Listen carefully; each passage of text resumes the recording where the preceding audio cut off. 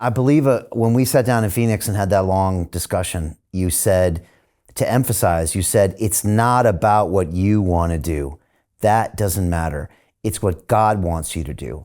And almost by definition, that's not going to be what you want to do because you're so focused on you. You're so focused on this myopic world. You're so focused on probably all the nonsense you've been taught.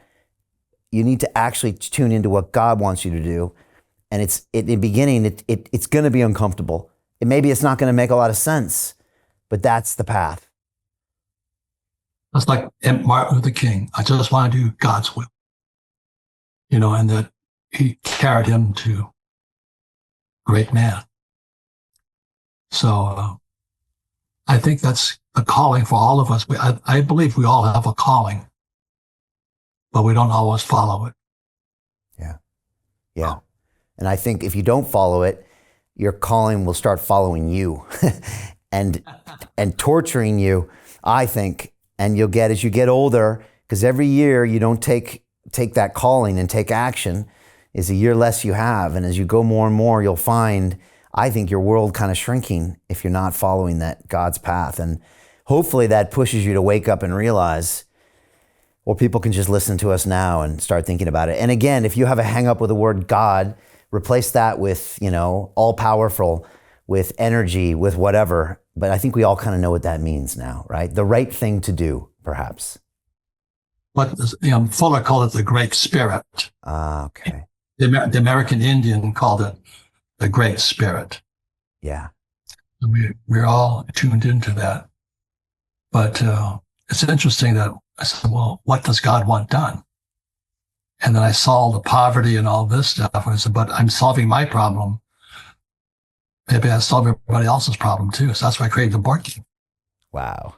Peter Thiel took $500,000 and turned it into $1 billion using the exact same techniques we're using inside the investment club. He met a CEO, his name was Zuckerberg. He pitched him the deal and he said, okay, I'll give you $500,000. Mark went public and sold the shares to people like you. Well, what happened to Peter? Well, he exited and got a 2,300x return.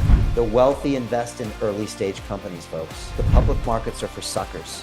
It's a rigged game. By the way, this happens in crypto as well. It's called pre-sale tokens. This is Solana. Does anybody know this chain?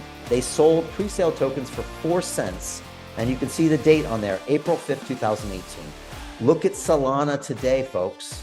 That thing's up over 1,000x. The media and Wall Street and all these hype people get you to buy the top. Meanwhile, they put their clients in at the bottom and they use you for liquidity to make their clients rich. You can play this same game. You just have to have the financial education and the deal flow. That's it. I love it. And a lot of people don't know the board game came before the book.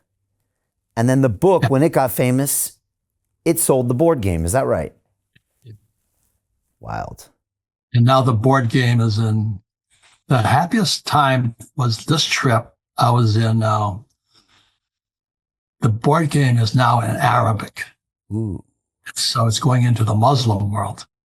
Nice. And that makes me very, very happy because if we can promote peace and prosperity via education, not warfare. And so I have friends who are Muslim who are teachers, and they go around the world teaching Muslims. That makes me the happiest. The book's now in Arabic, so Rich had put it as in Arabic, so that's good, I love and it. that's when the Spirit of God comes through and go, thank you. And there's people just voluntarily want to do it too. I'm not paying them; they just want to do it. They want to teach.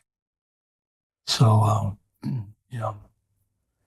Robert, what do the next year look like for you or two?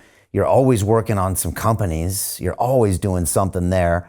Are you going to keep traveling the world? You're going to keep teaching? What's on your horizon? I think this is my last hard year, and then I'm going to taper back. But my age is creeping up. I can feel it in my bones. I don't see it. You look younger than me, Robert, making me look bad. Well, thank you. So, but anyway, I just want to do God's will. It'll come. Okay. So, it's not for me to decide, Brian, is what I'm trying to say. Yeah. All right. But that typically manifests itself in teaching and walking the walk. So building the companies that get you more real assets, right? That's what you do. I can't help but make assets. Yeah. It's automatic to me. I think you do it in your sleep.